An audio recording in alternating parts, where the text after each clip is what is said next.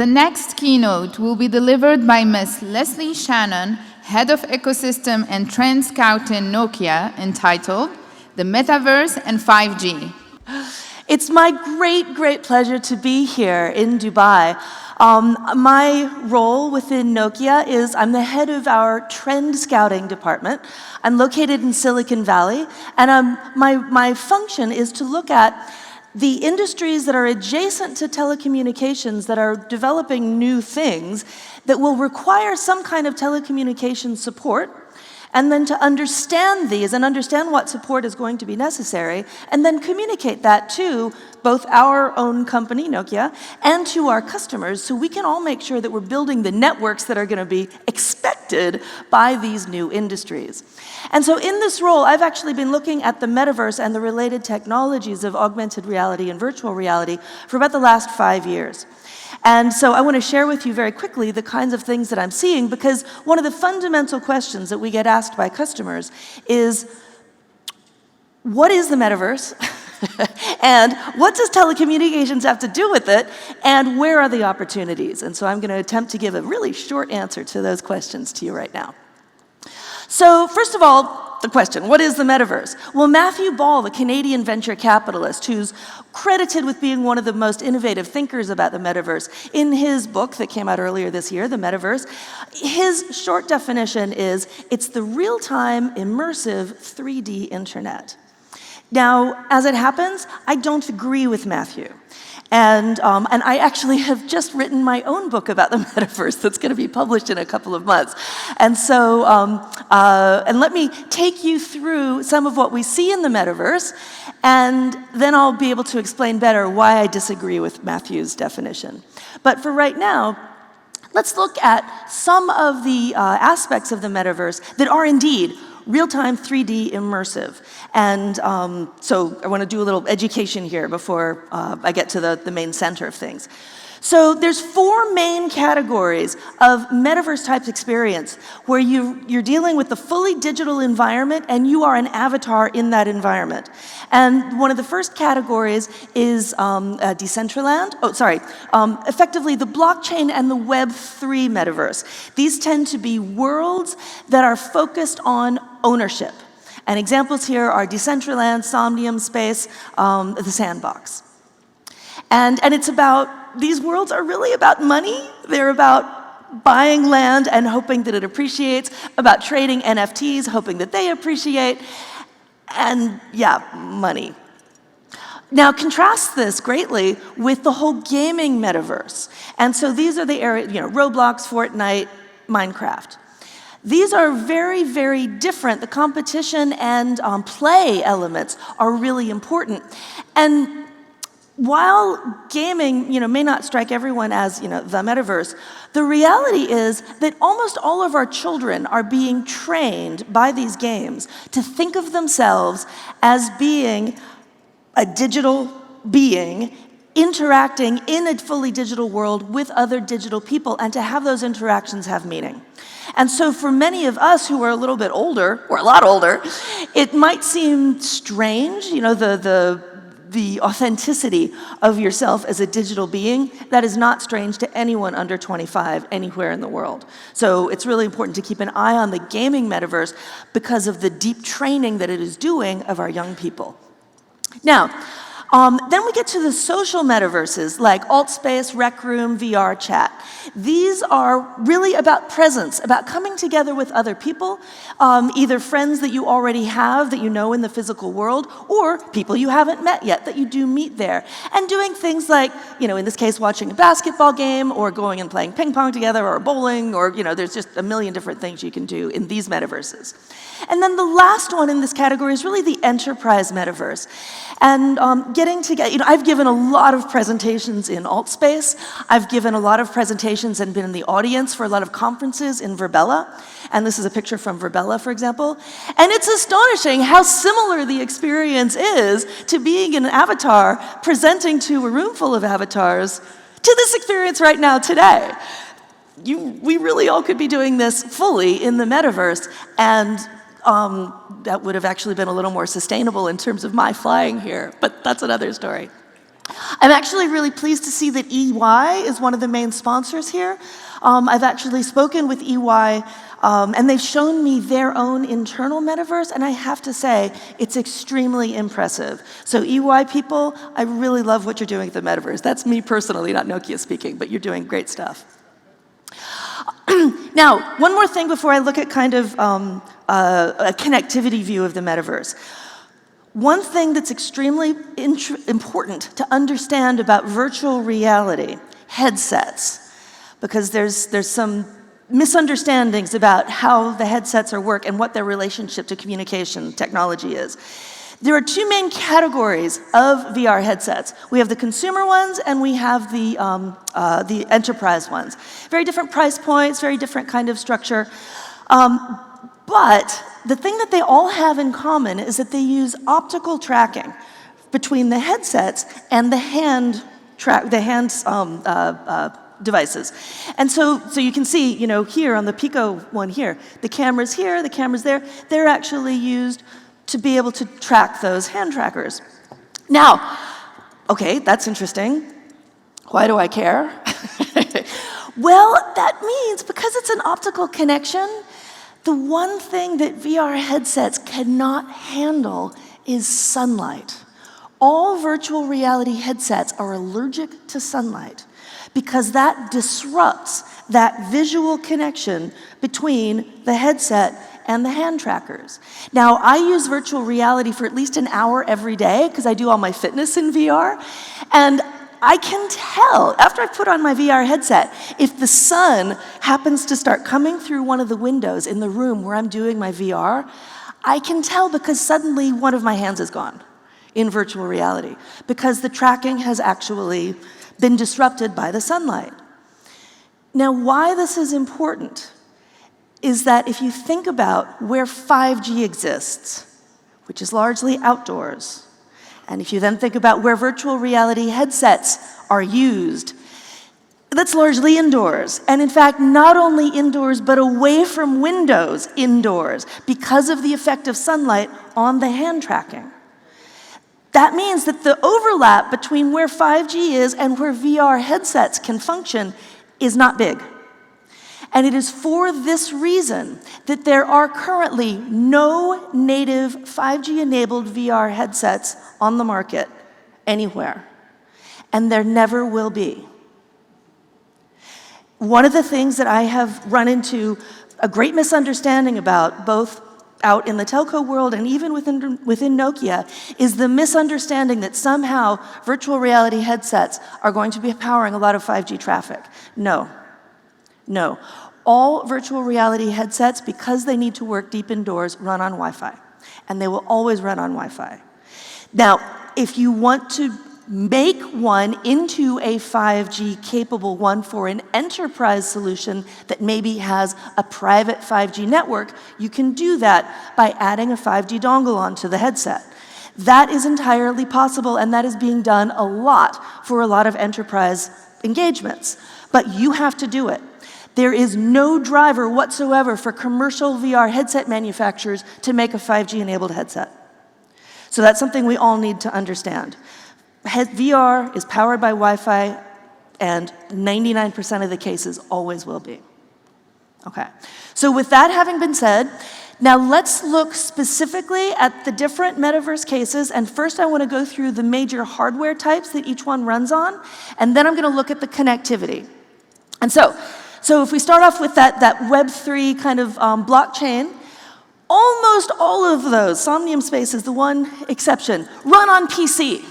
They don't even run on virtual reality headsets. And the reason that the Web3 and the blockchain runs on PC is because it's about buying and selling. It's about that money management. And to do that, you need to see your keyboard. And if you got a VR headset on, you can't see your keyboard. So that's why these all run on PC. Now, in multiplayer gaming, that runs PC, gaming consoles, and yeah, we do start seeing now getting into some of the VR headset activity as well. And then thinking particularly about emerging markets, there's a lot of real-time multiplayer gaming that happens on the smartphone and the tablet as well, particularly in emerging markets, like PUBG Mobile or Free Fight. Then if we come down to the casual and social virtual reality world, VR Chat, AltSpace, Meta Horizons, those, almost all of these started in VR, but because there's not that many VR headsets out there, they have all had to add a PC client. And for the companies that have actually been very open about the users, like Spatial is one of the companies that has been open about its users. It began purely with a VR client. They realized, oh, we need to add a PC client. They did, and now 70% of their users are coming in on the PC client. So, virtual reality, I love virtual reality, as I said. I think it's a niche product. I think it will never, sales of VR headsets, I don't have any data to back this up, but I personally think that long term, sales of VR headsets will never exceed gaming console sales. So it's not going to be the thing that transforms the world. We are not going to be doing all of our shopping and all of our everything wearing a VR headset. Just not. Because everything that's out there right now, even when there is a strong VR headset opportunity, and this is for consumer, even when there's a strong VR headset opportunity available, people are using the PC. So, now, coming down to enterprise, here we actually run into something very different. And so here we've got, the enterprise virtual reality and augmented reality, where we have, training and presence and being able to see digital twins, and also presence, being able to see other people together. And this, actually, PC should be down here as well. And then VR headsets, but now we get the enterprise, Vario and the HoloLens, the special enterprise headsets in all these categories.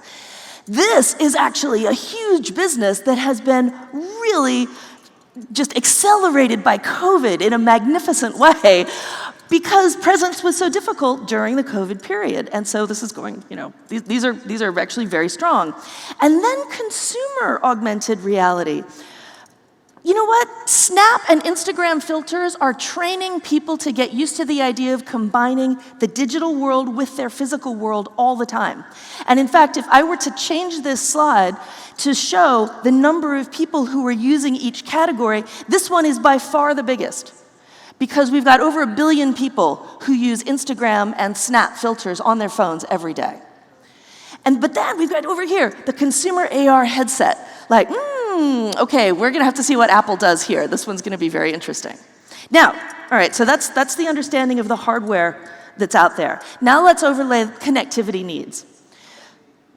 The bottom line is that almost all of the augmented and virtual reality experiences that are out there are driven by Wi-Fi, and will continue to be driven by Wi-Fi. Now, as I said, virtual reality stays indoors, so when we get a mobility component with augmented reality, which happens outdoors, that's when we're actually going to see a mobility and the needing of more cellular stuff. But today, Wi-Fi, which of course is backed by fixed, and mobile, that kind of covers everything in these first two columns. It's only when we get to enterprise that we find that private wireless, whether 4G or 5G, that's actually where we start getting cellular to be important for these particular cases. And why would you choose 5G over Wi-Fi? Anytime you have a very large amount of data. Anytime you've got data, say, coming off of a 360-degree camera. So a huge amount of data.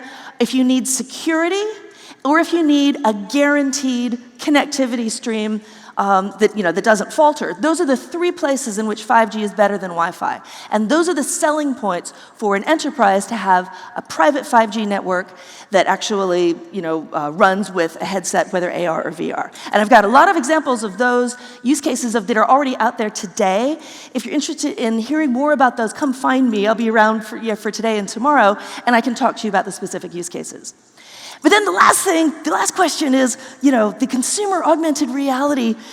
This is where the future mobility, where 5G advanced and 6G in particular are going to play a huge role. And that is actually where the mobility aspect that our industry provides, that's where the business is going to be. Because augmented reality glasses are not going to work unless, because people won't wear them if they're heavy and bulky, so that means the computing has got to come off of the glasses and go into the network, and there needs to be a strong connection between the glasses and the network. And if you leave the house, Wi-Fi won't work anymore. That's why our industry will play there long term.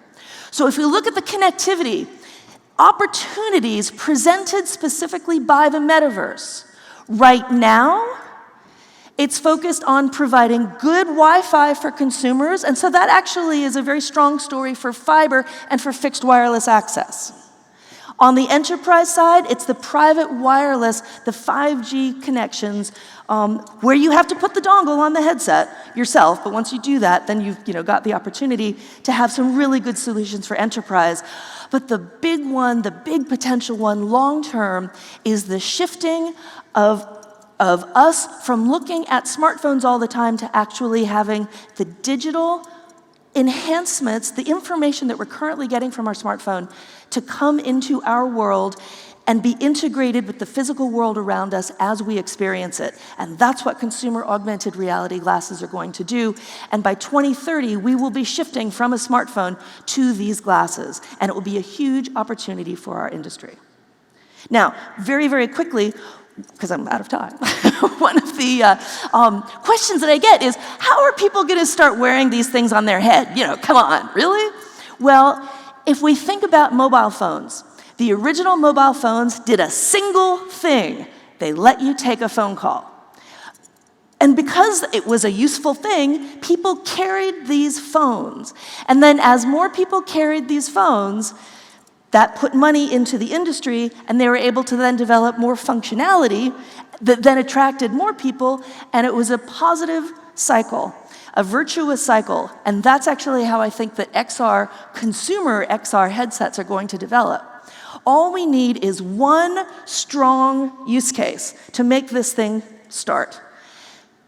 What would that use case be? Well, it needs to be something that is not something that's being done already without, well, I think my candidate for the best possible one is sensory enhancement.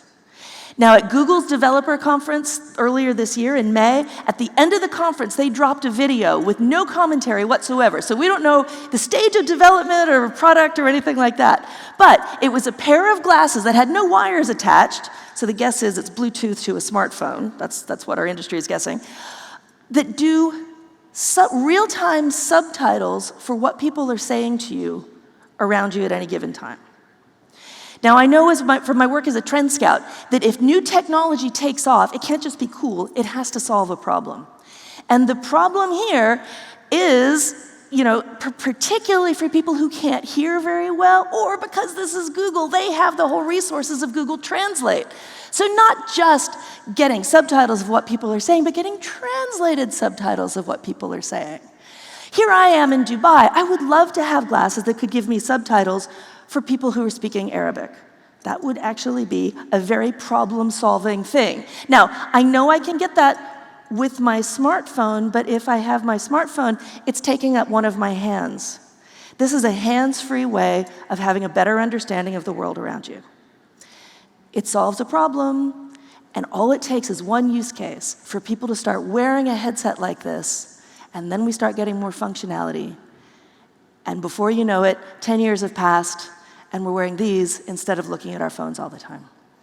And so that's the vision that I see in the future, and it doesn't happen without our networks to make it possible to have the functioning coming off the phones and into the network with real-time connectivity.